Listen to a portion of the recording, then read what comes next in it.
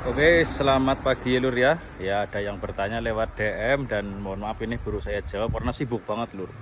Ada kondangan lah segala macem lah ya. Namanya juga pria dewasa. Jadi gini Lur, ada yang nanya tentang amoniak dan cara sistem budidaya saya ya. Jadi gini Lur, jadi latar belakang saya atau basic saya dalam budidaya ikan ini adalah usaha sampingan.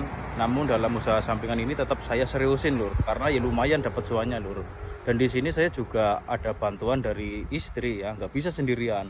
Untuk ngurus kolam sebanyak ini kalau sendirian ya kita kewalahan ya Lur ya.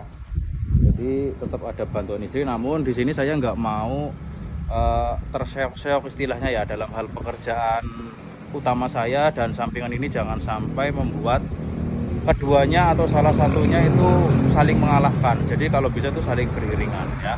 Jadi dalam budidaya ikan, momok menakutkan dalam setiap petani atau pembudidaya itu adalah amoniak ya Lur ya. Dan banyak sekali pembahasan tentang amoniak dan amoniak. Nah, saya mencoba terobosan baru menyesuaikan dengan kegiatan saya dan sifat saya yang nggak suka ribet-ribet dan nggak rajin-rajin amat lah ya. Nah, untuk pengendalian amoniak itu sendiri ya, gini Lur. Jadi yang namanya amoniak itu kan karena sampah yang tidak bisa diurai dengan baik. Seperti kita hidup di dunia ini, kalau kita nggak bisa ngelola sampah, pasti akan menjadi penyakit. Nah, di situ amoniak juga sama pada ikan. Nah, untuk mengatur sampah adalah pembuatan kolam besar seperti ini ya. Pembuatan kolam besar seperti ini dan mengatur kepadatan. Nah, untuk kepadatan saya sarankan kalau kalian budidaya itu kolamnya ya minimal 8 meter sampai 10 meter persegi. Nah, itu paling diisi 1000 ekor aja. Sampai panen itu kalau saya bisa nggak ganti air ya, dan airnya bisa dipakai lagi karena amoniak di situ bisa langsung dinetralisir oleh bakteri yang baik di dalam kolam.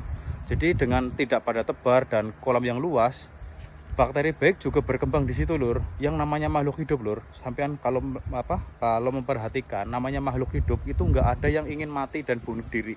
Semuanya akan bertahan hidup. Kecuali kalau ada kesalahan pola baru dia mati. Jadi dalam budidaya saya dalam kolam besar seperti ini, saya membudidayakan dua lah sebenarnya, ikan itu sendiri dan probiotik atau bakteri baik itu sendiri.